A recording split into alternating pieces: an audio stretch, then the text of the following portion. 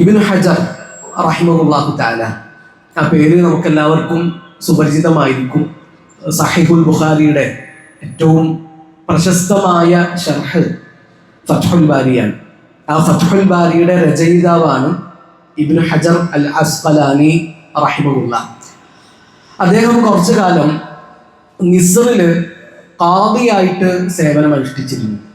അപ്പൊ ഖാദിയാകുന്ന സമയത്ത് കുറച്ച് മുന്തിയ വാഹനത്തിലാണ് അവർ യാത്ര ചെയ്യുക. നല്ല കുപ്പായൊക്കെ ധരിച്ചിട്ടുണ്ടാകും.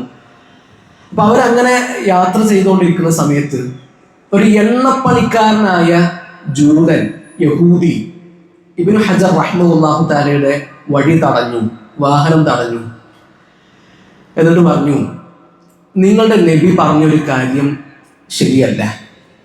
ഇബ്നു ഹജർ റഹിമഹുല്ലാഹു ചോദിച്ചു, എന്താണത്? നിങ്ങളുടെ നബി പറഞ്ഞിട്ടുണ്ടല്ലോ, അദ്ദുനിയ സിജ്നുൽ മുഅ്മിൻ വ ജന്നത്തുൽ കാഫിർ.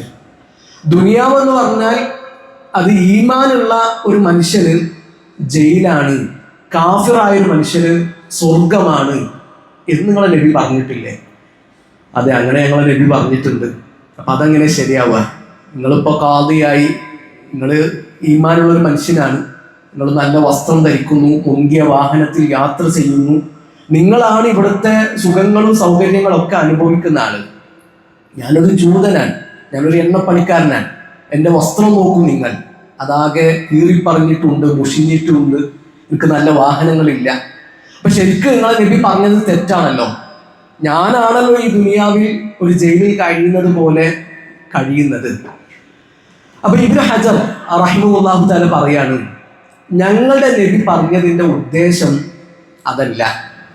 അപ്പൊ ഈ ദുനിയാവിൽ എത്ര സുഖങ്ങളും സൗകര്യങ്ങളും അനുഭൂതികളും അനുഭവിച്ച ഒരു കാഫിറായ മനുഷ്യൻ, അയാള് ഒരു മുഅ്മിനായ മനുഷ്യൻ, അയാള് സ്വർഗത്തിലെത്തിക്കഴിഞ്ഞാൽ അയാൾക്ക് തോന്നുന്നത് എന്താണ്? ഞാൻ പറഞ്ഞു മാറിപ്പോയോ? ഈ ദുനിയാവില് ഒരുപാട് നരകിച്ച് ജീവിച്ച കാഫിറായ ഒരു മനുഷ്യൻ, അയാള് നരകത്തിലെത്തി കഴിഞ്ഞാൽ അയാൾക്ക് എന്താ തോന്നുക? ഞാൻ കഴിഞ്ഞിരുന്ന ദുനിയാവ് അതൊരു സ്വർഗമായിരുന്നു. ഇപ്പോ നരകത്തിലെ ശിക്ഷ അയാൾ അനുഭവിക്കുമ്പോൾ അവിടുത്തെ കാഠിന്യവും അവിടുത്തെ ഭീകരവും ഭയാനവുമായ അവസ്ഥയിലൂടെ അയാൾ കടന്നു പോകുമ്പോൾ അയാൾക്ക് തോന്നുക, ഞാൻ ആ നരകിച്ച് ജീവിച്ചിരുന്ന ദുനിയാവ് എനിക്ക് സ്വർഗമായിരുന്നു ഞാൻ. എന്നാൽ ദുനിയാവിൽ ഒരുപാട് സുഖങ്ങളും സൗകര്യങ്ങളും ഒക്കെ അനുഭവിച്ച മുസ്ലിമായൊരു മനുഷ്യൻ, ഈമാനുള്ളൊരു മനുഷ്യൻ സ്വർഗത്തിലെത്തിക്കഴിഞ്ഞാൽ അയാൾക്ക് തോന്നുന്നത് എന്താണ്? ഞാൻ കഴിഞ്ഞിരുന്ന ദുനിയാവ് ഒരു ജയിലായിരുന്നു എന്നാണ്. അതാണ് ഞങ്ങളുടെ നബി പറഞ്ഞ ഉദ്ദേശമെന്ന് ഇബ്നു ഹജർ റഹിമഹുല്ലാഹു തആല ആ ജൂതനായ മനുഷ്യനോട് പറയുന്നത് നമുക്ക് കാണാൻ പറ്റും.